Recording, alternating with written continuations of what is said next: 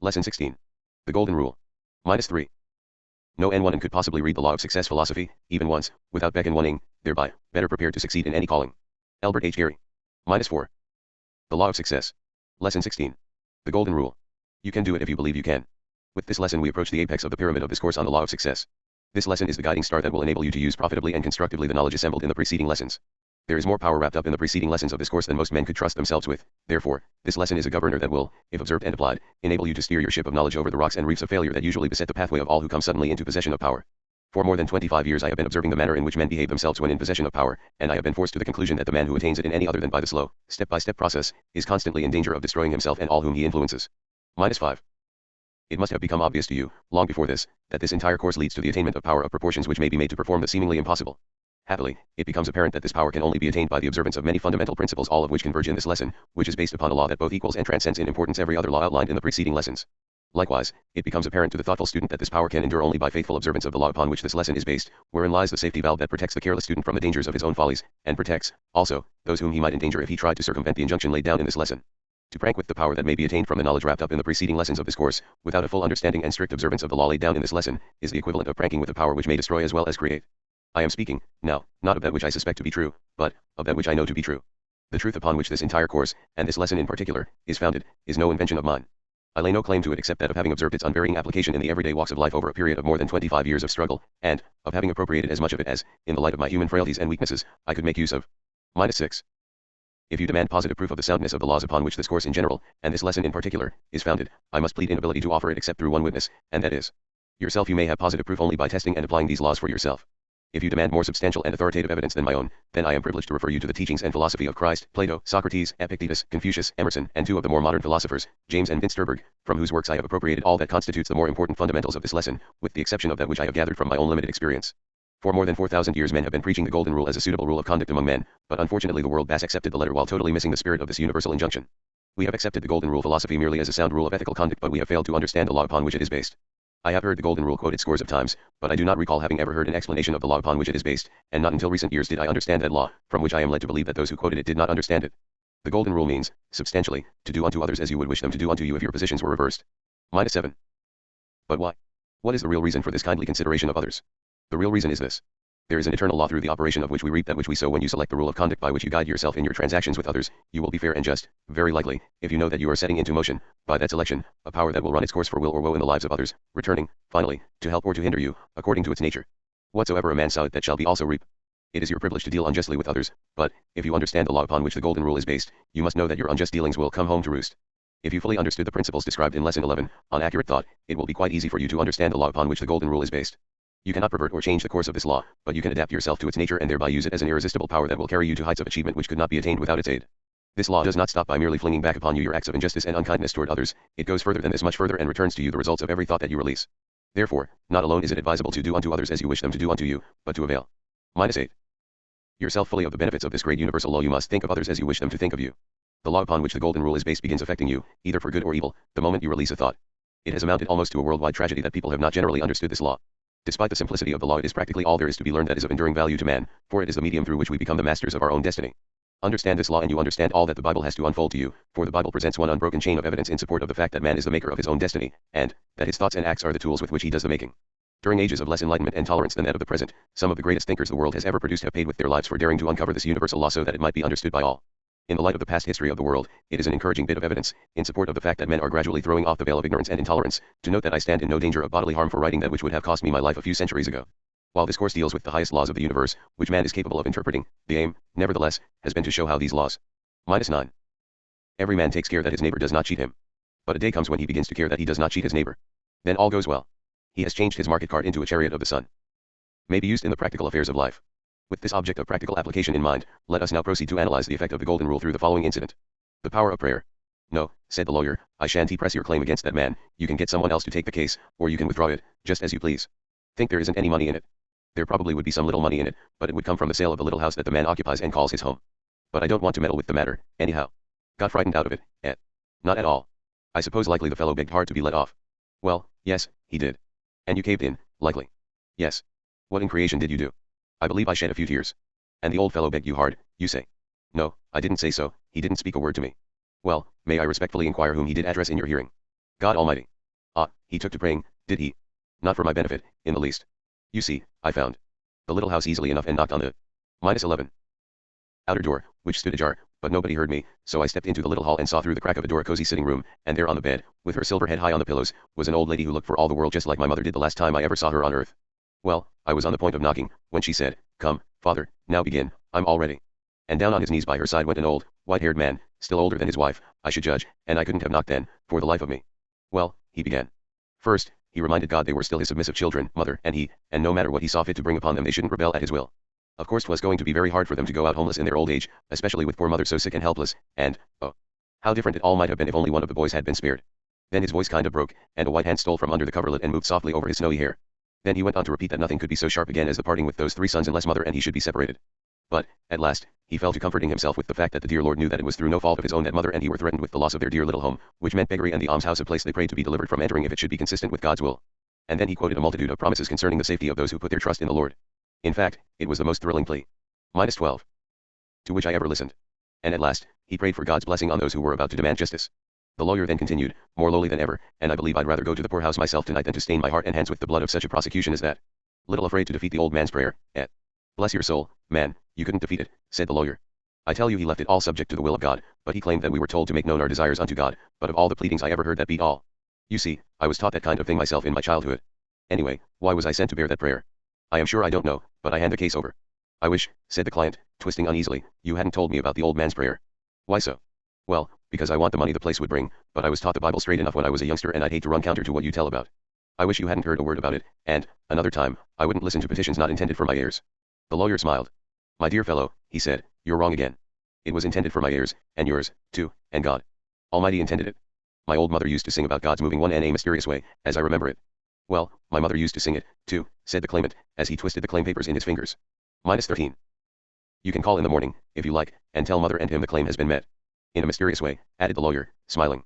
Neither this lesson nor the course of which it idea part is based upon an appeal to maudlin sentiment, but there can be no escape from the truth that success, in its highest and noblest form, brings one, finally, to view all human relationships with a feeling of deep emotion such as that which this lawyer felt when he overheard the old man's prayer. It may be an old-fashioned idea, but somehow I can't get away from the belief that no man can attain success in its highest form without the aid of earnest prayer.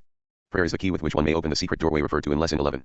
In this age of mundane affairs, when the uppermost thought of the majority of people is centered upon the accumulation of wealth, or the struggle for a mere existence, it is both easy and natural for us to overlook the power of earnest prayer.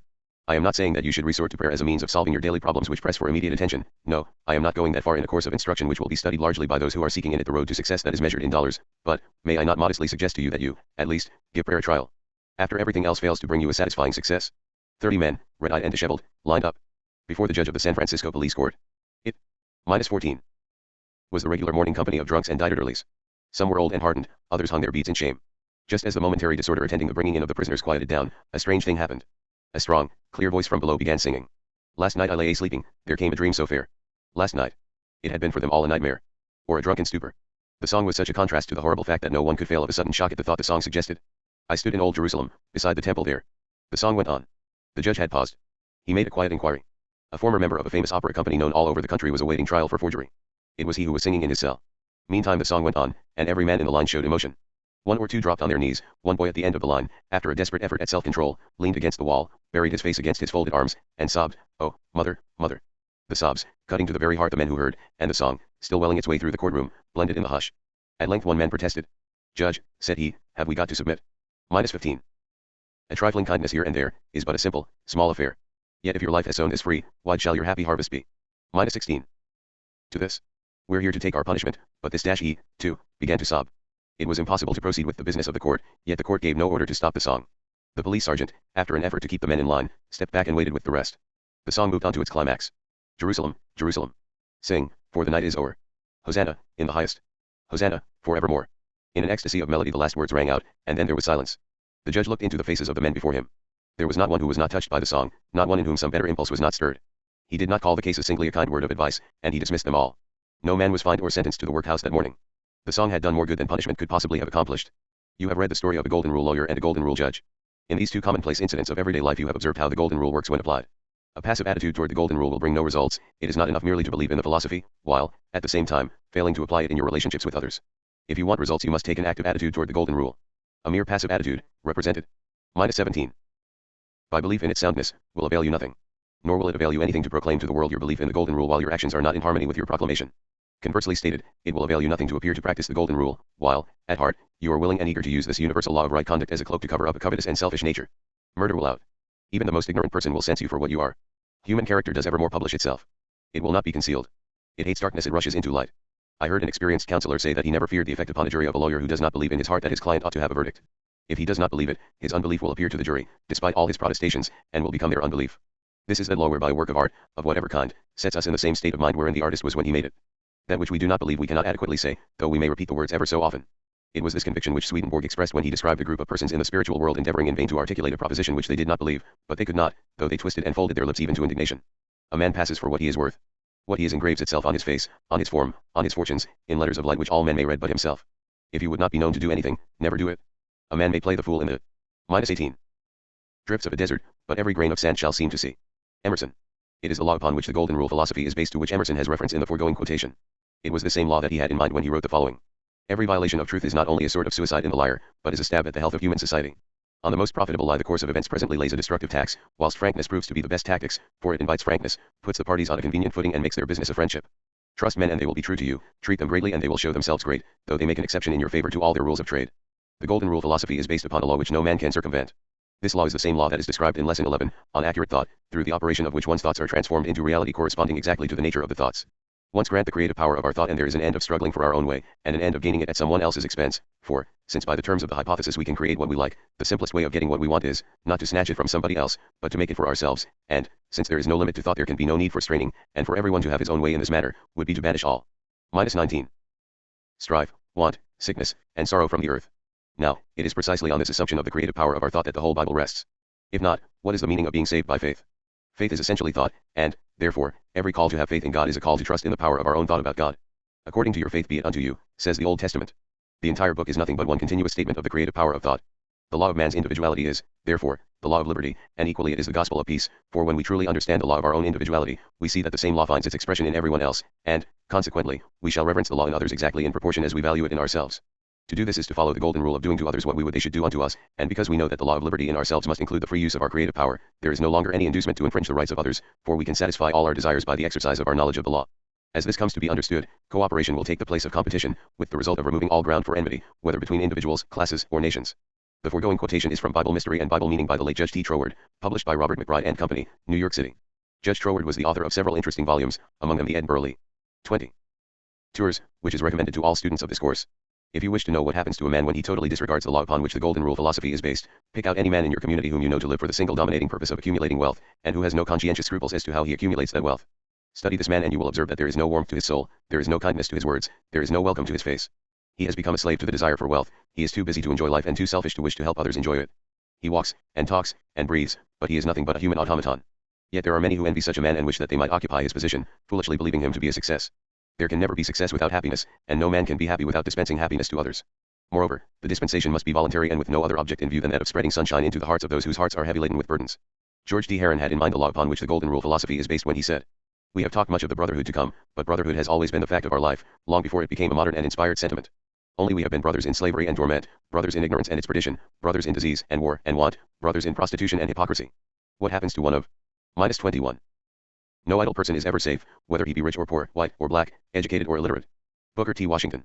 -22. A sooner or later happens to all, we have always been unscapably involved in common destiny. The world constantly tends to the level of the downmost man in it, and that downmost man is the world's real ruler, hugging it close to his bosom, dragging it down to his death. You do not think so, but it is true, and it ought to be true.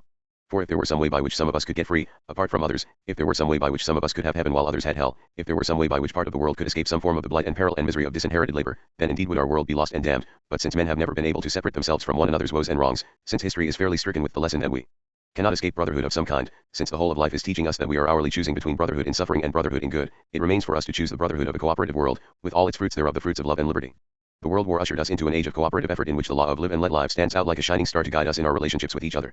This great universal call for cooperative effort is taking on many forms, not the least important of which are the Rotary Clubs, the Kiwanis Clubs, the Lions Clubs and the many other luncheon clubs which bring men together in a spirit of friendly intercourse, for these clubs mark the beginning of an age of friendly competition in business. The next step will be a closer alliance of all. -23. Such clubs in an out-and-out spirit of friendly cooperation. The attempt by Woodrow Wilson and his contemporaries to establish the League of Nations. followed by the efforts of Warren G. Harding to give footing to the same cause under the name of the World Court, marked the first attempt in the history of the world to make the Golden Rule effective as a common meeting ground for the nations of the world. There is no escape from the fact that the world has awakened to the truth in George D. Heron's statement that we are hourly choosing between brotherhood in suffering and brotherhood in good. The World War has taught us, nay, forced upon us the truth that a part of the world cannot suffer without injury to the whole world. These facts are called to your attention, not in the nature of a preachment on morality, but for the purpose of directing your attention to the underlying law through which these changes are being brought about. For more than 4,000 years the world has been thinking about the Golden Rule philosophy, and that thought is now becoming transformed into realization of the benefits that accrue to those who apply it. Still mindful of the fact that the student of this course is interested in a material success that can be measured by bank balances, it seems appropriate to suggest here that all who will may profit by shaping their business philosophy to conform with this sweeping change toward cooperation which is taking place all over the world. If you can grasp the significance of the tremendous change that has come over the world since -24. the close of the World War, and if you can interpret the meaning of all the luncheon clubs and other similar gatherings which bring men and women together in a spirit of friendly cooperation, surely your imagination will suggest to you the fact that this is an opportune time to profit by adopting the spirit of friendly cooperation as the basis of your own business or professional philosophy. Stated conversely, it must be obvious to all who make any pretense of thinking accurately, that the time is at hand when failure to adopt the Golden Rule as the foundation of one's business or professional philosophy is the equivalent of economic suicide. Perhaps you have wondered why the subject of honesty has not been mentioned in this course, as a prerequisite to success, and, if so, the answer will be found in this lesson. The Golden Rule philosophy, when rightly understood and applied, makes dishonesty impossible. It does more than this, it makes impossible all the other destructive qualities such as selfishness, greed, envy, bigotry, hatred, and malice. When you apply the Golden Rule, you become, at one and the same time, both the judge and the judged, the accused and the accuser. This places one in a position in which honesty begins in one's own heart, toward oneself, and extends to all others with equal effect. Honesty based upon the Golden Rule is not the brand of honesty which recognizes nothing but the question of expediency. It is no credit to be honest, when honesty is obviously the most profitable policy, lest one lose a -25 good customer or a valuable client or be sent to jail for trickery. But when honesty means either a temporary or a permanent material loss, then it becomes an honor of the highest degree to all who practice it. Such honesty has its appropriate reward in the accumulated power of character and reputation enjoyed by all who deserve it. Those who understand and apply the Golden Rule philosophy are always scrupulously honest, not alone out of their desire to be just with others, but because of their desire to be just with themselves. They understand the eternal law upon which the Golden Rule is based, and they know that through the operation of this law every thought they release and every act in which they indulge has its counterpart in some fact or circumstance with which they will later be confronted. Golden Rule philosophers are honest because they understand the truth that honesty adds to their own character that vital something which gives it life and power. Those who understand the law through which the Golden Rule operates would poison their own drinking water as quickly as they would indulge in acts of injustice to others, for they know that such injustice starts a chain of causation that will not only bring them physical suffering, but will destroy their characters, stain for ill their reputations and render impossible the attainment of enduring success. The law through which the Golden Rule philosophy operates is none other than the law through which the principle of autosuggestion operates. This statement gives you a suggestion from which you should be able to make a deduction of a far-reaching nature and of inestimable value. -26. Test your progress in the mastery of this course by analyzing the foregoing statement and determining, before you read on, what suggestion it offers you. Of what possible benefit could it be to you to know that when you do unto others as if you were the others, which is the sum and substance of the Golden Rule, you are putting into motion a chain of causation through the aid of a law which affects the others according to the nature of your act, and at the same time planting in your character, through your subconscious mind, the effects of that act? This question practically suggests its own answer, but as I am determined to cause you to think this vital subject out for yourself, I will put the question in still another form, viz. If all your acts toward others, and even your thoughts of others, are registered in your subconscious mind, through the principle of autosuggestion, thereby building your own character in exact duplicate of your thoughts and acts, can you not see how important it is to guard those acts and thoughts? We are now in the very heart of the real reason for doing unto others as we would have them do unto us, for it is obvious that whatever we do unto others we do unto ourselves. Stated in another way, every act and every thought you release modifies your own character in exact conformity with the nature of the act or thought. And your character is a sort of center of magnetic attraction which attracts to you the people and conditions that harmonize with it. You cannot indulge in an act toward another person without having first created the nature of that. -27. There one's no defeat except from within. There is really no insurmountable barrier save your own inherent weakness of purpose. Emerson. -28. Act in your own thought, and you cannot release a thought without planting the sum and substance and nature of it in your own subconscious mind, there to become a part and parcel of your own character. Grasp this simple principle and you will understand why you cannot afford to hate or envy another person. You will also understand why you cannot afford to strike back, in kind, at those who do you an injustice. Likewise, you will understand the injunction, return good for evil. Understand the law upon which the Golden Rule injunction is based, and you will understand, also, the law that eternally binds all mankind in a single bond of fellowship and renders it impossible for you to injure another person, by thought or deed, without injuring yourself, and, likewise, adds to your own character the results of every kind thought and deed in which you indulge. Understand this law and you will then know, beyond room for the slightest doubt, that you are constantly punishing yourself for every wrong you commit and rewarding yourself for every act of constructive conduct in which you indulge. It seems almost an act of providence that the greatest wrong and the most severe injustice ever done me by one of my fellow men was done just as I began this lesson. Some of the students of this course will know what it is to which I refer. This injustice has worked a temporary hardship on me, but that is of little consequence compared to the advantage it has given me by providing a timely opportunity for me to test the soundness of the entire premise upon which this lesson is founded. -29. The injustice to which I refer left two courses of action open to me. I could have claimed relief by striking back at my antagonist, through both civil court action and criminal libel proceedings, or I could have stood upon my right to forgive him. One course of action would have brought me a substantial sum of money and whatever joy and satisfaction there may be in defeating and punishing an enemy. The other course of action would have brought me self-respect which is enjoyed by those who have successfully met the test and discovered that they have evolved to the point at which they can repeat the Lord's Prayer and mean it. I chose the latter course. I did so, despite the recommendations of close personal friends to strike back, and despite the offer of a prominent lawyer to do my striking for me without cost. But the lawyer offered to do the impossible, for the reason that no man can strike back at another without cost. Not always is the cost of a monetary nature, for there are other things with which one may pay that are dearer than money. It would be as hopeless to try to make one who was not familiar with the law upon which the golden rule is based understand why I refuse to strike back at this enemy as it would to try to describe the law of gravitation to an ape. If you understand this law you understand, also, why I chose to forgive my enemy. In the Lord's Prayer we are admonished to forgive our enemies, but that admonition will fall on deaf ears except where the listener understands the law upon which it is based. That law is none other. -30. Then the law upon which the golden rule is based. It is the law that forms the foundation of this entire lesson, and through which we must inevitably reap that which we sow. There is no escape from the operation of this law, nor is there any cause to try to avoid its consequences if we refrain from putting into motion thoughts and acts that are destructive. That we may more concretely describe the law upon which this lesson is based, let us embody the law in a code of ethics such as one who wishes to follow literally the injunction of the golden rule might appropriately adopt, as follows. My code of ethics. I believe in the golden rule as the basis of all human conduct, therefore, I will never do to another person that which I would not be willing for that person to do to me if our positions were reversed. 2. I will be honest, even to the slightest detail, in all my transactions with others, not alone because of my desire to be fair with them, but because of my desire to impress the idea of honesty on one New York own subconscious mind, thereby weaving this essential quality into my own character. 3. I will forgive those who are unjust toward me, with no thought as to whether they deserve it or not, because I understand the law through which forgiveness of others strengthens my own character and wipes out the effects of my own transgressions, in my subconscious mind. 4. I will be just, generous and fair with others always, even though I know that these acts will go -31. Unnoticed and unrecorded, in the ordinary terms of reward, because I understand and intend to apply the law through the aid of which one's own character is but the sum total of one's own acts and deeds. Whatever time I may have to devote to the discovery and exposure of the weaknesses and faults of others I will devote, more profitably, to the discovery and correction of my own. 6. I will slander no person, no matter how much I may believe another person may deserve it, because I wish to plant no destructive suggestions in my own subconscious mind. 7. I recognize the power of thought as being an inlet leading into my brain from the universal ocean of life, therefore, I will set no destructive thoughts afloat upon that ocean lest they pollute the minds of others. 8. I will conquer the common human tendency toward hatred, and envy, and selfishness, and jealousy, and malice, and pessimism, and doubt, and fear, for I believe these to be the seed from which the world harvests most of its troubles. 9. When my mind is not occupied with thoughts that tend toward the attainment of my definite chief aim in life, I will voluntarily keep it filled with thoughts of courage, and self-confidence, and goodwill toward others, and faith, and kindness, and loyalty, and love for truth, and justice, for I believe these to be the seed from which the world reaps its harvest of progressive growth. X. I understand that a mere passive belief in the soundness of the golden rule philosophy is of no value whatsoever, either to myself or to others. There. 32. 4. I will actively put into operation this universal rule for good in all my transactions with others. 11. I understand the law through the operation of which my own character is developed from my own acts and thoughts, therefore, I will guard with care all that goes into its development. 12. Realizing that enduring happiness comes only through helping others find it, that no act of kindness is without its reward, even though it may never be directly repaid, I will do my best to assist others when and where the opportunity appears. You have noticed frequent reference to Emerson throughout this course. Every student of the course should own a copy of Emerson's essays, and the essay on compensation should be read and studied at least every 3 months. Observe, as you read this essay, that it deals with the same law as that upon which the golden rule is based. There are people who believe that the golden rule philosophy is nothing more than a theory, and that it is in no way connected with an immutable law. They have arrived at this conclusion because of personal experience wherein they rendered service to others without enjoying the benefits of direct reciprocation. How many are there who have not rendered service to others that was neither reciprocated nor appreciated? I am sure that I have had such an experience, not once, but many times, and I am equally sure that I will have similar experiences in the future, nor will I discontinue rendering service to. -33. You have not fulfilled every duty unless you have fulfilled that of being pleasant. Charles Buxton. -34. Others merely because they neither reciprocate nor appreciate my efforts. And here is the reason. When I render service to another, or indulge in an act of kindness, I store away in my subconscious mind the effect of my efforts, which may be likened to the charging of an electric battery. By and by, if I indulge in a sufficient number of such acts I will have developed a positive, dynamic character that will attract to me people who harmonize with or resemble my own character. Those whom I attract to me will reciprocate the acts of kindness and the service that I have rendered others, thus the law of compensation will have balanced the scales of justice for me, bringing back from one source the results of service that I rendered through an entirely different source. You have often heard it said that a salesman's first sale should be to himself, which means that unless he first convinces himself of the merits of his wares he will not be able to convince others. Here, again, enters the same law of attraction, for it is a well-known fact that enthusiasm is contagious, and when a salesman shows great enthusiasm over his wares he will arouse a corresponding interest in the minds of others. You can comprehend this law quite easily by regarding yourself as a sort of human magnet that attracts those whose characters harmonize with your own.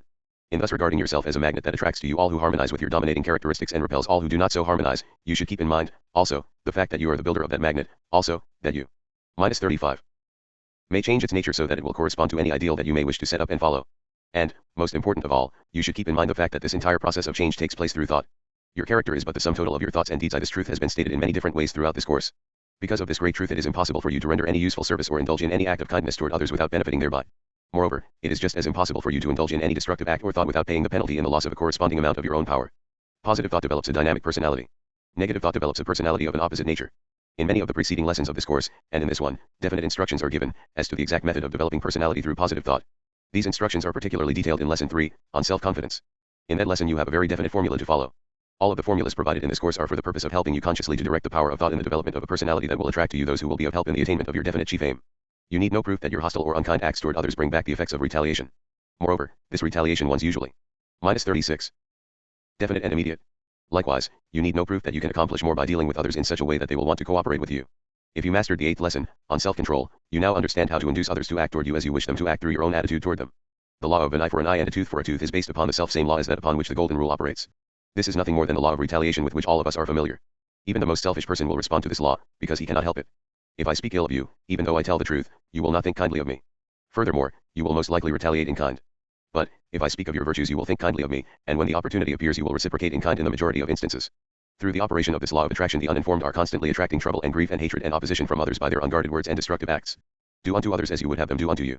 We have heard that injunction expressed thousands of times, yet how many of us understand the law upon which it is based? To make this injunction somewhat clearer, it might be well to state it more in detail, about as follows. Do unto others as you would have them do unto you, bearing in mind the fact that human nature has a tendency to retaliate in kind. -37. Confucius must have had in mind the law of retaliation when he stated the golden rule philosophy in about this way. Do not unto others that which you would not have them do unto you. And he might well have added an explanation to the effect that the reason for his injunction was based upon the common tendency of men to retaliate in kind. Those who do not understand the law upon which the golden rule is based are inclined to argue that it will not work, for the reason that men are inclined toward the principle of exacting an eye for an eye and a tooth for a tooth, which is nothing more nor less than the law of retaliation. If they would go a step further in their reasoning, they would understand that they are looking at the negative effects of this law, and that the self-same law is capable of producing positive effects as well. In other words, if you would not have your own eye plucked out, then insure against this misfortune by refraining from plucking out the other fellow's eye. Go a step further and render the other fellow an act of kindly, helpful service, and through the operation of the same law of retaliation he will render you a similar service. And, if he should fail to reciprocate your kindness, what then? You have profited, nevertheless, because of the effect of your act on your own subconscious mind. Thus, by indulging in acts of kindness and applying, always, the golden rule philosophy, you are sure of benefit from one source and at the same time. -38. You have a pretty fair chance of profiting from another source. It might happen that you would base all of your acts toward others on the golden rule without enjoying any direct reciprocation for a long period of time, and it might so happen that those to whom you rendered those acts of kindness would never reciprocate, but meantime you have been adding vitality to your own character, and sooner or later this positive character which you have been building will begin to assert itself, and you will discover that you have been receiving compound interest in return for those acts of kindness which appear to have been wasted on those who neither appreciated nor reciprocated them. Remember that your reputation is made by others, but your character is made by you. You want your reputation to be a favorable one, but you cannot be sure that it will be for the reason that it is something that exists outside of your own control, in the minds of others. It is what others believe you to be. With your character it is different. Your character is that which you are, as the results of your thoughts and deeds. You control it. You can make it weak, good, or bad. When you are satisfied and know in your mind that your character is above reproach, you need not worry about your reputation, for it is as impossible for your character to be destroyed or damaged by anyone except yourself as it is to destroy matter or energy. It was this truth that Emerson had in mind when he said, a political victory, a rise of rents, the recovery of your sick or the return of your absent friend, or some other quite external event raises your -39. SP1NTS, and you think your days are prepared for you. Do not believe it. It can never be so. Nothing can bring you peace but yourself, nothing can bring you peace but the triumph of principles. One reason for being just toward others is the fact that such action may cause them to reciprocate, in kind, but a better reason is the fact that kindness and justice toward others develop positive character in all who indulge in these acts. You may withhold from me the reward to which I am entitled for rendering you helpful service, but no one can deprive me of the benefit I will derive from the rendering of that service, one and so far as it adds to my own character. We are living in a great industrial age. Everywhere we see the evolutionary forces working great changes in the method and manner of living, and rearranging the relationships between men, in the ordinary pursuit of life, liberty, and living. This is an age of organized effort. On every hand we see evidence that organization is the basis of all financial success, and while other factors than that of organization enter into the attainment of success, this factor is still one of major importance. This industrial age has created two comparatively new terms. One is called capital and the other labor. Capital and labor constitute the main wheels in the machinery of organized effort. These two great forces enjoy success in exact ratio to the extent that both understand and apply the golden rule philosophy. Despite this fact, however, harmony -40 between these two forces does not always prevail, thanks to the destroyers of confidence who make a living by sowing the seed of dissension and stirring up strife between employers and employees. During the past 15 years I have devoted considerable time to the study of the causes of disagreement between employers and employees. Also, I have gathered much information on this subject from other men who, likewise, have been studying this problem. There was but one solution which will, if understood by all concerned, bring harmony out of chaos and establish a perfect working relationship between capital and labor. The remedy is no invention of mine. It is based upon a great universal law of nature. This remedy has been well stated by one of the great men of this generation, in the following words. The question we propose to consider is exciting deep interest at the present time, but no more than its importance demands. It is one of the hopeful signs of the times that these subjects of vital interest to human happiness are constantly coming up for a bearing, are engaging the attention of the wisest men, and stirring the minds of all classes of people. The wide prevalence of this movement shows that a new life is beating in the heart of humanity, operating upon their faculties like the warm breath of spring upon the frozen ground and the dormant germs of the plant. It will make a great stir, it will break up many frozen and dead forms, it will produce great and, in some cases, it may be, destructive changes, but it announces the blossoming of new hopes, and the coming of new harvests for the supply of human wants and the means of greater happiness. There is great need of wisdom too. -41. Guide the new forces coming into action. Every man is under the most solemn obligation to do his part in forming a correct public opinion and giving wise direction to popular will. The only solution for the problems of labor, of want, of abundance, of suffering and sorrow can only be found by regarding them from a moral and spiritual point of view. They must be seen and examined in a light that is not of themselves. The true relations of labor and capital can never be discovered by human selfishness. They must be viewed from a higher purpose than wages or the accumulation of wealth. They must be regarded from their bearing upon the purposes for which man was created. It is from this point of view I propose to consider the subject before us. Capital and labor are essential to each other. Their interests are so bound together that they cannot be separated. In civilized and enlightened communities they are mutually dependent. If there is any difference, capital is more dependent upon labor than labor upon capital. Life can be sustained without capital. Animals, with a few exceptions, have no property, and take no anxious thought for the morrow, and our Lord commends them to our notice as examples worthy of imitation. Behold the fowls of the air, he says, for they sow not, neither do they reap nor gather into barns, yet your heavenly Father feedeth them. The savages live without capital. Indeed, the great mass of human beings live by their labor from day to day, from hand to mouth. But no man can live upon his wealth. He cannot eat his gold and silver, he cannot clothe himself with deeds and certificates of stock. Capital can do nothing without. -42. Labor, and its only value consists in its power to purchase labor or its results. It is itself the product of labor. It has no occasion, therefore, to assume an importance that does not belong to it. Absolutely dependent, however, as it is upon labor for its value, it is an essential factor in human progress. The moment man begins to rise from a savage and comparatively independent state to a civilized and dependent one, capital becomes necessary. Men come into more intimate relations with one another. Instead of each one doing everything, men begin to devote themselves to special employments, and to depend upon others to provide many things for them while they engage in some special occupation. In this way labor becomes diversified.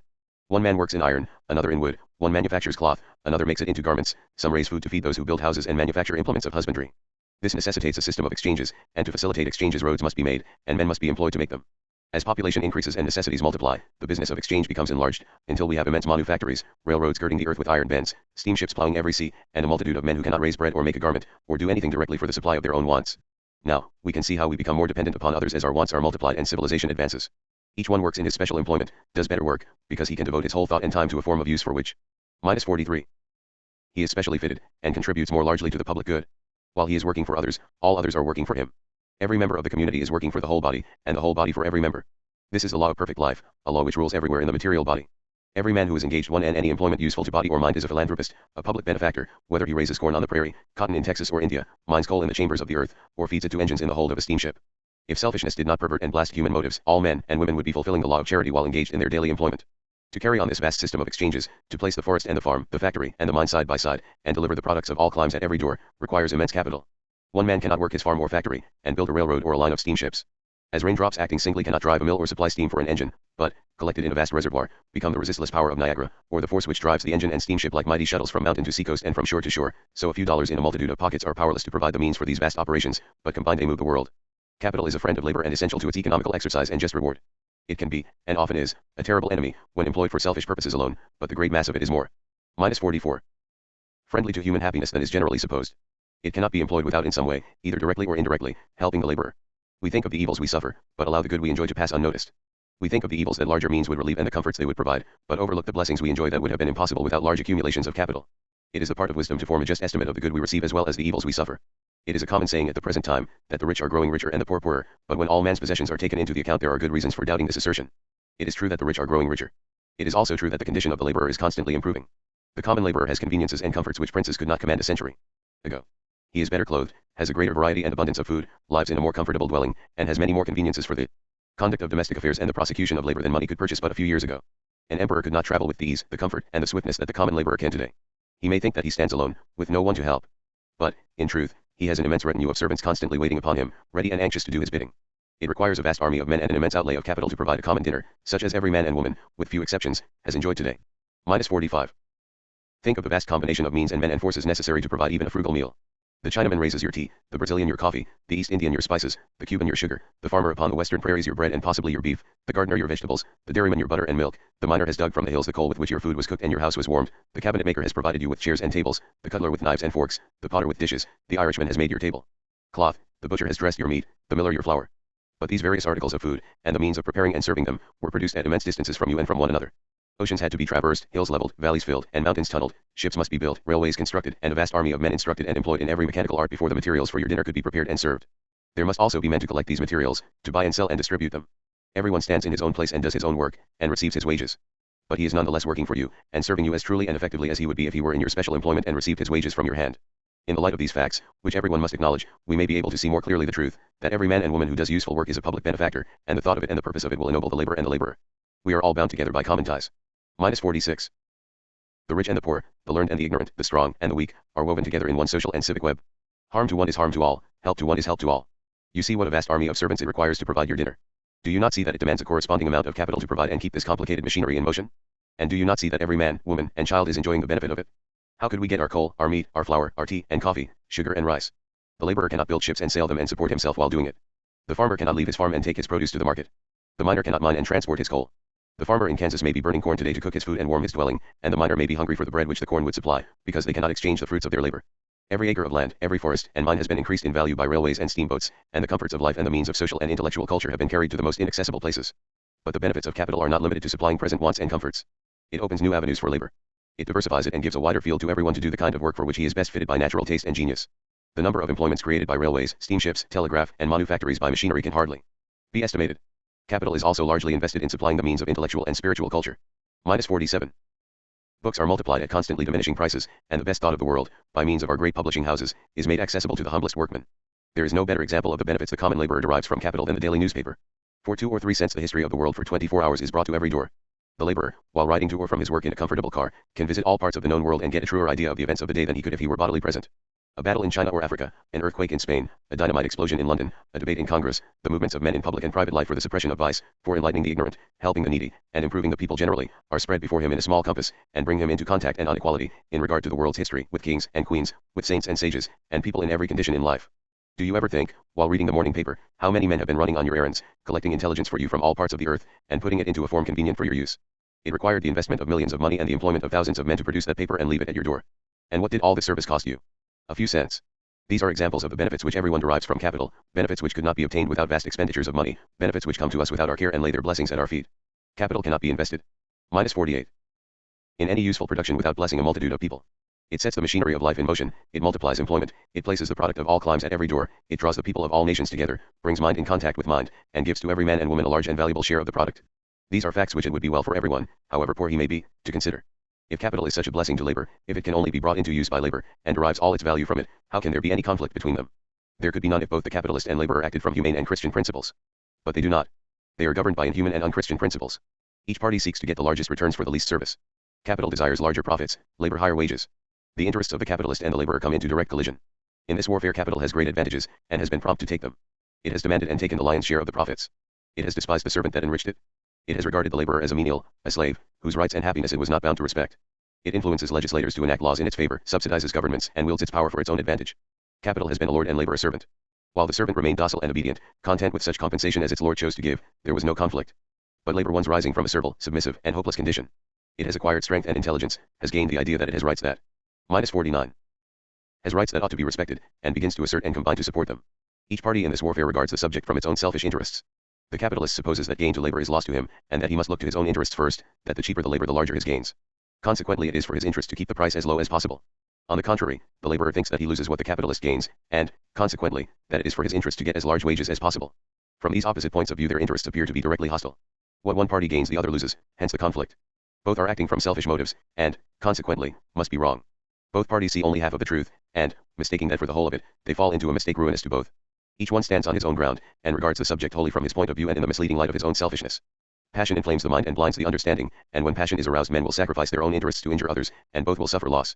They will wage continual warfare against each other, they will resort to all devices, and take advantage of every necessity to win a victory. Capital tries to starve the laborer into submission, like a beleaguered city, and hunger and want are most powerful weapons. Labor sullenly resists, and tries to destroy the value of capital by rendering it unproductive. If necessity or interest compels a truce, it is a sullen one, and maintained with the purpose of renewing hostilities as soon as there is any prospect of success. Thus laborers. Minus 50. And capitalists confront each other like two armed hosts, ready at any time to renew the conflict. It will be renewed, without doubt, and continued with varying success until both parties discover that they are mistaken, that their interests are mutual, and can only be secured to the fullest extent by cooperation and giving to each the reward it deserves. The capitalist and the laborer must clasp hands across the bottomless pit into which so much wealth and work has been cast. How this reconciliation is to be effected is a question that is occupying the minds of many wise and good men on both sides at the present time. Wise and impartial legislation will, no doubt, be an important agent in restraining blind passion and protecting all classes from insatiable greed, and it is the duty of every man to use his best endeavors to secure such legislation both in state and national governments.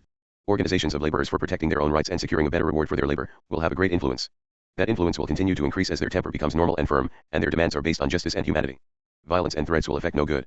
Dynamite, whether in the form of explosives or the more destructive force of fierce and reckless passion, will heal no wounds nor subdue any hostile feeling. Arbitration is, doubtless, the wisest and most practicable means now available to bring about amicable relations between these hostile parties and secure justice to both. Giving the laborer a share in the profits of the business has worked well in some cases, but it is attended with great practical. Minus 51. Difficulties which require more wisdom, self-control and genuine regard for the common interests of both parties than often can be found. Many devices may have a partial and temporary effect. But no permanent progress can be made in settling this conflict without restraining and finally removing its cause. Its real central cause is an inordinate love of self and the world, and that cause will continue to operate as long as it exists. It may be restrained and moderated, but it will assert itself when occasion offers. Every wise man must, therefore, seek to remove the cause, and as far as he can do it he will control effects. Purify the fountain, and you make the whole stream pure and wholesome. There is a principle of universal influence that one must underlie and guide every successful effort to bring these two great factors of human good which now confront each other with hostile purpose, into harmony. It is no invention or discovery of mine. It embodies a higher than human wisdom. It is not difficult to understand or apply. The child can comprehend it and act according to it. It is universal in its application, and wholly useful in its effects. It will lighten the burdens of labor and increase its rewards. It will give security to capital and make it more productive. It is simply the golden rule, embodied one and these words, therefore all things whatsoever ye would that men should do to you, do ye even so to them, for this is the law and the prophets. Before proceeding to apply this principle to the case in hand, let me call your special attention to it. It is a very remarkable law of human life which seems to have been generally overlooked by statesmen. 52. Philosophers and religious teachers. This rule embodies the whole of religion. It comprises all the precepts, commandments, and means of the future triumphs of good over evil, of truth over error, and the peace and happiness of men, foretold in the glorious visions of the prophets. Mark the words. It does not merely say that it is a wise rule, that it accords with the principles of the divine order revealed in the law and the prophets. It embodies them all. It is the law and the prophets. It comprises love to God. It says we should regard him as we desire to have him regard us, that we should do to him as we wish to have him do to us. If we desire to have him love us with all his heart, with all his soul, with all his mind, and with all his strength, we must love him in the same manner. If we desire to have our neighbor love us as he loves himself, we must love him as we love ourselves. Here, then, is the universal and divine law of human service and fellowship. It is not a precept of human wisdom, it has its origin in the divine nature, and its embodiment in human nature. Now, let us apply it to the conflict between labor and capital. You are a capitalist. Your money is invested in manufactures, in land, in mines, in merchandise, railways, and ships, or you loan it to others on interest. You employ, directly or indirectly, men to use your capital. You cannot come to a just conclusion concerning your rights and duties and privileges by looking wholly at your own gains. The glitter of the silver and gold will exercise so potent a spell over your mind that it will blind you to everything else. You can see no interest but your own. The laborer is not known or regarded as a man who has any interests. -53. You are bound to regard. You see him only as your slave, your tool, your means of adding to your wealth.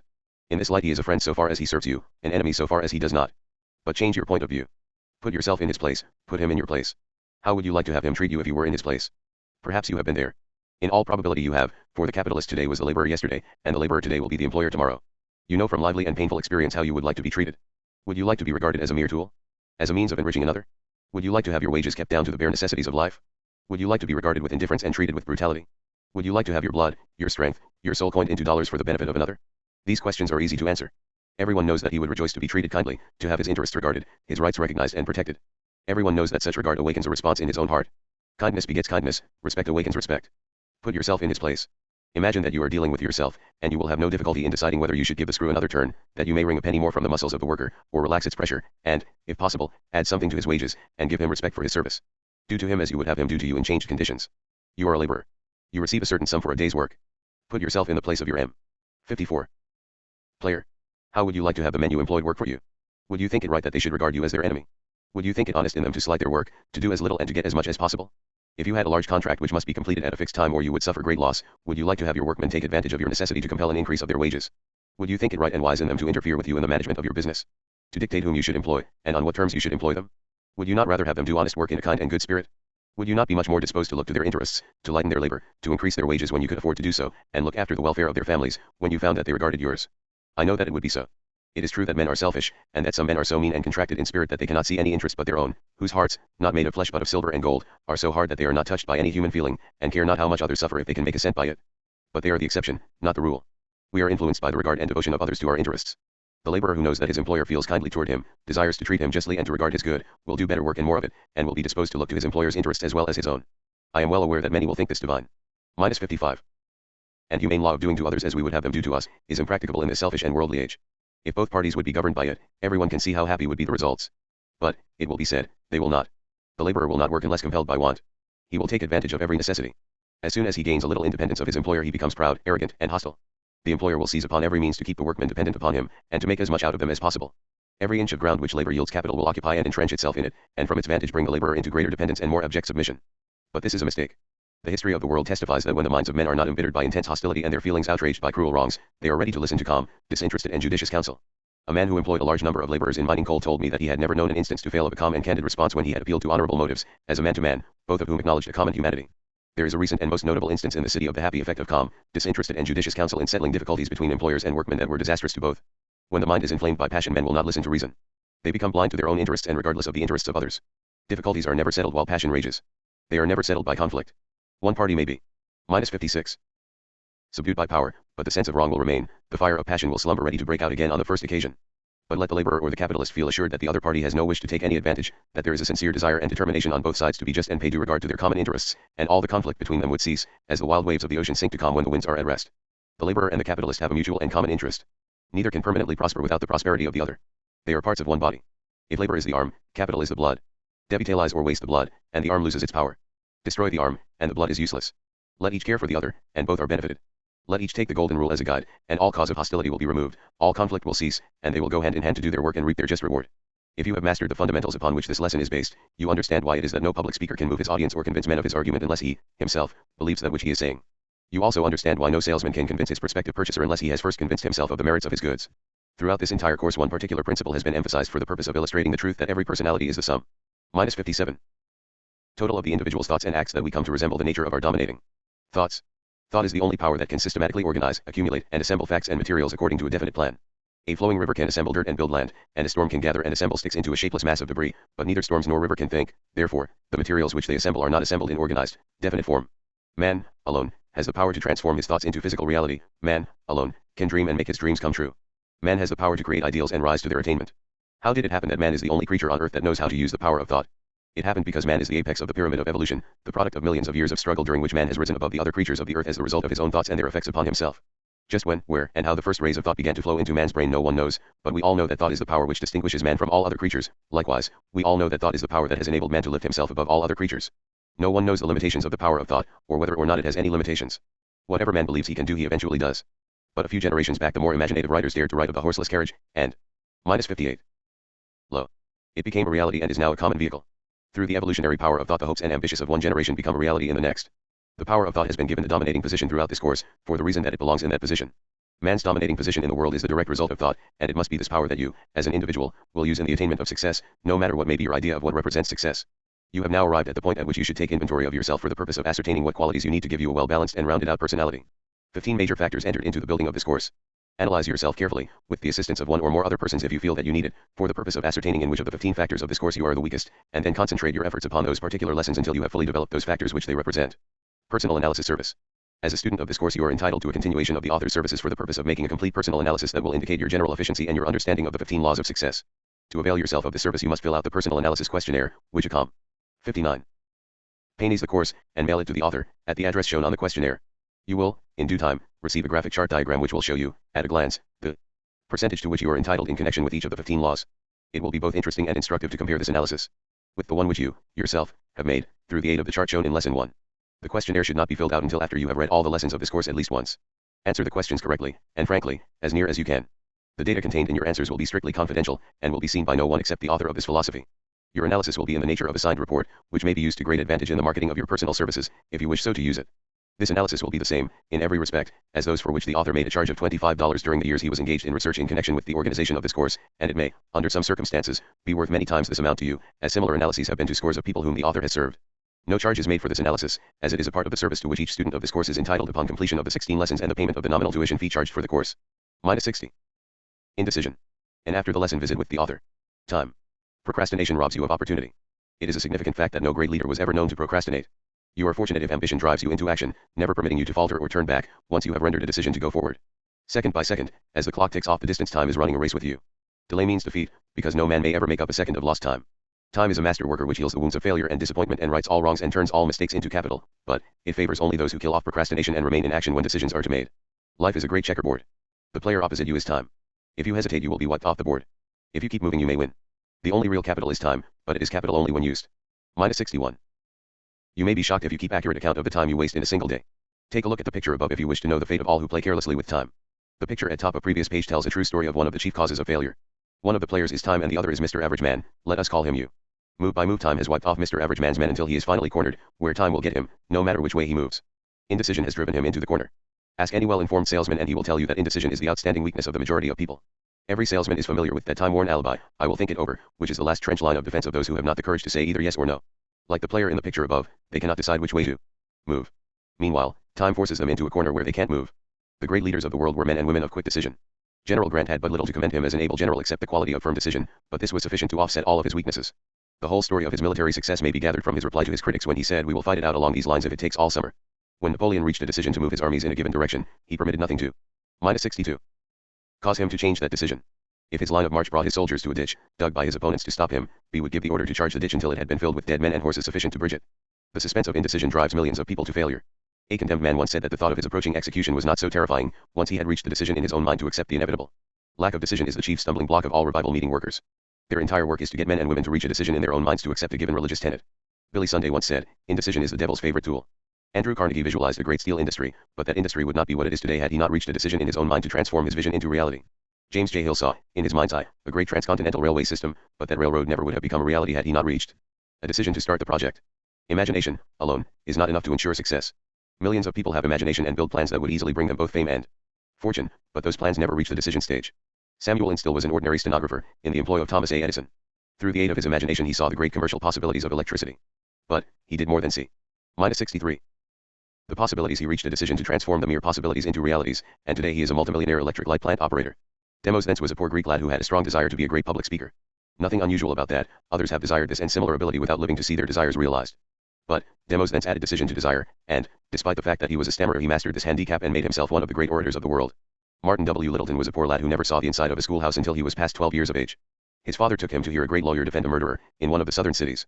The speech made such a profound impression on the lad's mind that he grabbed his father by the hand and said, "Father, one of these days I am going to become the ablest lawyer in America." That was a definite decision. Today Martin W. Littleton accepts no fee under $50,000, and it is said that he is kept busy all the time. He became an able lawyer because he reached a decision to do so. Edwin C. Barnes reached a decision in his own mind to become the partner of Thomas A. Edison. Handicapped by lack of schooling, without money to pay his railroad fare, and with no influential friends to introduce him to Mr. Edison, young Barnes made his way to East Orange on a freight car and so thoroughly sold himself to Mr. Edison that he got his opportunity which led to a partnership. Today, just 20 years since that decision was reached, Mr. Barnes lives at -64. Bradenton, Florida, retired, with all the money he needs. Men of decision usually get all that they go after. Well within the memory of this writer a little group of men met at Westerville, Ohio, and organized what they called the Anti-Saloon League. Saloon men treated them as a joke. People, generally, made fun of them. But, they had reached a decision. That decision was so pronounced that it finally drove the powerful saloon men into the corner. William Wrigley, Jr., reached a decision to devote his entire business career to the manufacture and sale of a 5-cent package of chewing gum. He has made that decision bring him financial returns running into millions of dollars a year. Henry Ford reached a decision to manufacture and sell a popular-priced automobile that would be within the means of all who wish to own it. That decision has made Ford the most powerful man on earth and brought travel opportunity to millions of people. All these men had two outstanding qualities, a definite purpose and a firm decision to transform that purpose into reality. The man of decision gets that which he goes after, no matter how long it takes, or how difficult the task. An able salesman wanted to meet a Cleveland banker. The banker would not see him. One morning the salesman waited near the banker's house until he saw him get into his automobile and start downtown. -65. Watching his opportunity, the salesman drove his own automobile into the banker's, causing slight damage to the automobile. Alighting from his own car, he handed the banker his card, expressed regret on account of the damage done, but promised the banker a new car exactly like the one that had been damaged. That afternoon a new car was delivered to the banker, and out of that transaction grew a friendship that terminated, finally, in a business partnership which still exists. The man of decision cannot be stopped. The man of indecision cannot be started.